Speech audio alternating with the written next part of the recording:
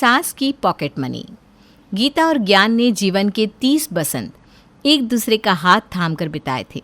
इन 30 सालों में उन दोनों ने घर परिवार की जिम्मेदारियां आधी आधी बांट कर निभाई। गीता ने तन और मन से परिवार की सेवा की और ज्ञान ने प्रेम और धन की उनके गृहस्थ जीवन में कभी कमी ना होने दी। कुल मिलाकर दोनों का जीवन बड़ा आनंद से बीता था। लेकिन जीवन साथी किसी को जीवन भर के लिए कहाँ मिलता है। शादी की 30वीं सालगिरह मनाने के चंद दिन बाद ही ज्ञान गीता को छोड़कर चल बसा। इतने बरसों में ज्ञान का हाथ पकड़कर चलते चलते ऐसा लगता है कि बिना सहारे के मैं चलना ही भूल गई हूँ। उनके बिना तो एक एक कदम आगे बढ़ाना इतना कठिन लग रहा है। पता नहीं आगे का जीवन कैसे बीतेगा। माँ, आप ऐसा क्यों सोचती हो? आपका बेटा है ना आपके साथ। मैं वादा करता हूँ हमेशा आपके साथ रहूँगा और पापा की सारी जिम्मेदारियाँ मैं खुशी खुशी निभाऊंगा। अभय ने अपना किया वादा निभाने में कोई कसर नहीं छोड़ी थी। वो हर संभव कोशिश करता कि माँ की ज़रूरतों का ख्याल रखे और उन्हें खुश रख सके। कुछ दिन बाद, बेटा, तुम्हारे पापा के जाने के बाद मेरे नाम बैंक में पेंशन आती है। जब तक पापा थे बैंक के लेन देन वही देखते थे।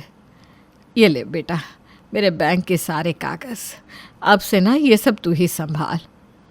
माँ, बैंक में जो पैसा आता है वो आपका अपना पैसा है।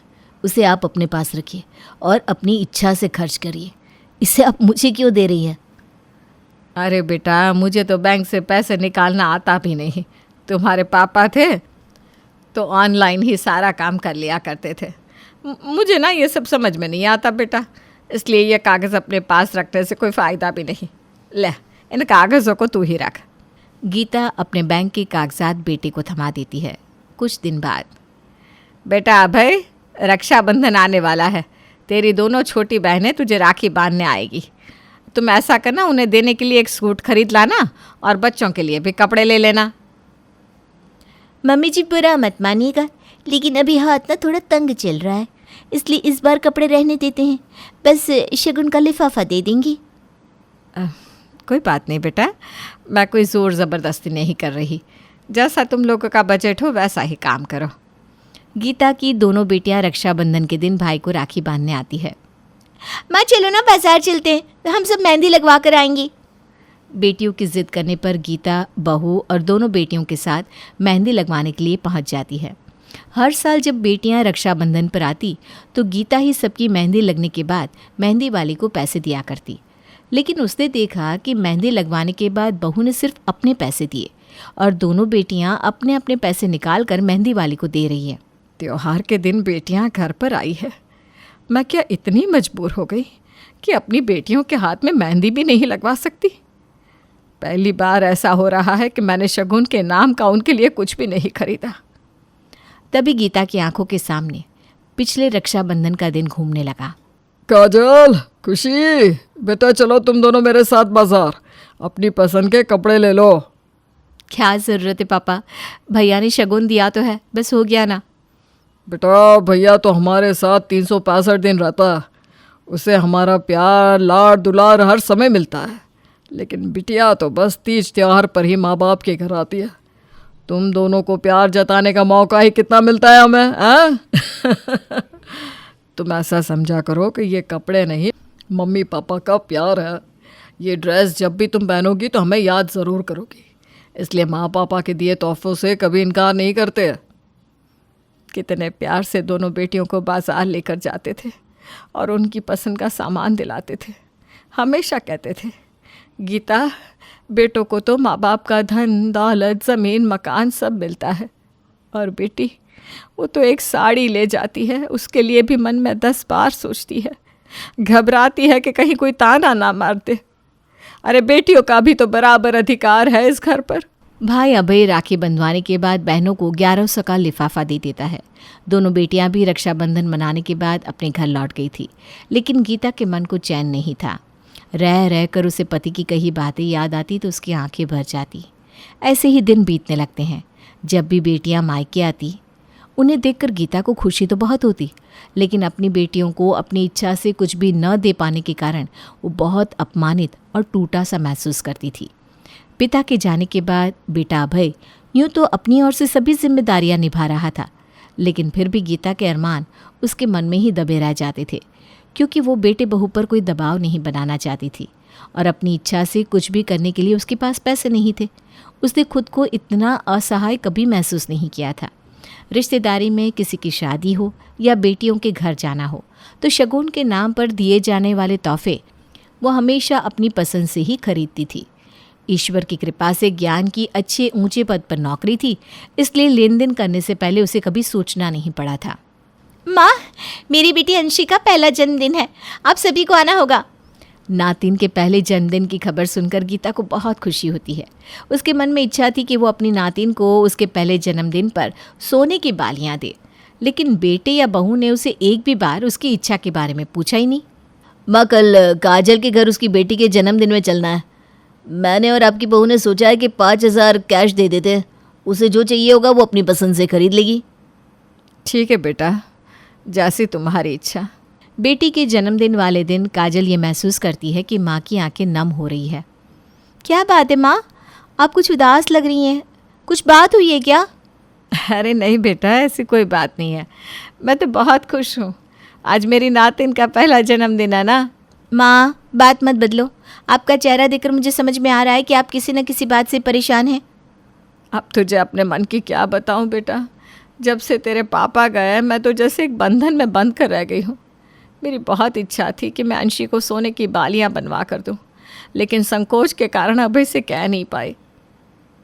अरे माँ, इतना क्यों सोचती हैं, तोहफे से कुछ नहीं होता, आप आ गई मेरे लिए इतना ही काफ़ी है। वो सब ठीक है बेटा, लेकिन माँ बाप की अपनी भी तो कुछ इच्छाएं होती है। मैं ये नहीं कह रही कि अभी अपना फ़र्ज़ निभाने में पीछे हट रहा है, अभी बहुत अच्छा है बेटा, वो अपनी जिम्मेदारी से कभी भागता नहीं। लेकिन जब तक मैं ज़िंदा हूँ मेरा भी तुम्हारे प्रति, समाज के प्रति कुछ फ़र्ज़ है और मैं उसे पूरा भी करना चाहती हूँ। लेकिन जैसे मेरे हाथ बंद से गए हैं, मेरी जेब में जब पैसे ही नहीं रहेंगे तो मैं किसी के लिए कुछ नहीं कर पाऊँगी। काजल को माँ के मन की बात समझ आ गई थी। कुछ ही दिनों के बाद भाई दूज का त्यौहार था। काजल जब भाई दूज के लिए घर पहुँची तो मौका देखकर उसने भाई से इस बारे में बात की। भैया, माँ बैंक का लेन देन समझ नहीं पाती, इसीलिए उन्होंने अपने अकाउंट के सभी डिटेल्स आपको हैंड ओवर कर दिए, और उस पर कोई बुराई भी नहीं है। जब घर की सभी जिम्मेदारियां आप संभाल रहे हैं तो उनका पैसा भी आपका ही हुआ। लेकिन मेरी एक छोटी सी रिक्वेस्ट है, आप हर महीने कुछ रुपए बैंक से निकाल कर माँ के हाथ में ज़रूर रखा कीजिए। काजल की बात सुनकर अब भाभी को गुस्सा आता है। अब कहना क्या चाहती हैं, हम माँ के लिए किसी भी चीज़ में कोई कमी करते हैं क्या? इसका मतलब आपको ये लगता है कि माँ किसी तरह की तकलीफ़ में जी रही है? अरे माँ के कहने से पहले मैं हर चीज़ उन्हें ला कर देती हूँ। अरे नहीं, आप मुझे गलत समझ रही हैं भाभी, मैंने ऐसा नहीं कहा। आप दोनों माँ की सेवा करने में कोई कमी नहीं कर रहे हैं। मैं तो बस इतना कहना चाहती हूँ कि आप अपने छोटे बच्चों को हर महीने कुछ रुपए पॉकेट मनी के नाम पर देते हैं ना। बच्चे पॉकेट मनी मांगते हैं, इसका मतलब ये तो नहीं कि हम उनकी जिम्मेदारी ठीक ढंग से नहीं उठा पा रहे और इसलिए वो अपना जेब खर्च मांग रहे हैं।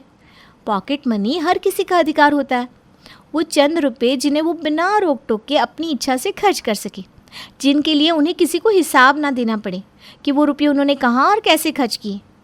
माँ अब इस उम्र में अपनी हर ज़रूरत के लिए आपके सामने हाथ तो नहीं फैला सकती भैया, इसलिए माँ का आत्मसम्मान बना रहे तो उसके लिए आपको हर महीने माँ को कुछ रुपए देने चाहिए। यदि माँ अपने लिए कुछ खरीदना भी चाहे तो बिना किसी संकोच के अपने आत्मसम्मान के साथ खरीद सके। माँ से मुझे ये उम्मीद कतई नहीं थी। अब इस उम्र में उनके ऐसे क्या खर्च है जो हम पूरे नहीं कर पा रहे हैं? भाभी, मेरी बात को आपने अहम के साथ जोड़कर मत देखिए ना, वो घर में सबसे बड़ी हैं। सोच कर देखिए, कभी उनके नाती पोते उनसे कुछ मांग ले तो वो बेचारी क्या उनके सामने आपसे पैसे मांगने आएंगी? क्या पापा की आत्मा को खुशी मिलेगी माँ को ऐसे देखकर? उनके पास भी कुछ रुपए होंगे तो उन्हें मजबूती का एहसास होगा। और हाँ, एक बात का ख्याल रखिएगा भैया, उनसे कभी भी रुपयों का हिसाब मत मांगना। आप माँ को जो रुपए दे रहे हैं वो उन्हीं की अमानत है। इस तरह से हमने कभी सोचा ही नहीं था। मुझे तो हमेशा यही लगता रहा कि मैं माँ की हर इच्छा पूरी कर रही हूँ, तो अब माँ को कभी किसी चीज़ की ज़रूरत नहीं होगी।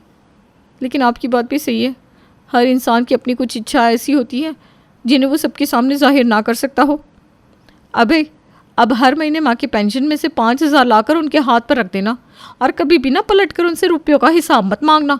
अब माँ गीता भी पोते पोतियों को छोटे छोटे उपहार देती। त्योहारों पर जब बेटियां घर आती तो चुपके से उनके हाथों में 500 का नोट दबा देती। कभी छुप छुप कर अपने दोनों पोतों को आइसक्रीम खिला लाती। इन छोटी छोटी चीज़ों से माँ गीता के चेहरे की खोई हुई हंसी वापस लौट आई थी। पॉकेट मनी ने गीता का खोया स्वाभिमान वापस लौटा दिया था। खुशी बेटा, सर्दियाँ शुरू होने वाली है। इस बार तू आएगी ना तो मैं तुझे कश्मीरी शॉल दूंगी। अरे बहुत बढ़िया है, मैंने तुम तीनों के लिए मंगवाई है। अरे माँ, मेरे पास बहुत शॉल है, आप और भाभी रख लो। अरे भाभी के लिए भी मंगवाई है, तू अपनी वाली ले जा आकर। आप कितना भी समझाओ, लेकिन माँ शॉल, स्वेटर, सूट, साड़ी कुछ न कुछ खरीद कर भिजवाती ही रहती है। क्या आपकी माँ भी ऐसा ही करती हैं? हमें कमेंट बॉक्स में ज़रूर बताइएगा।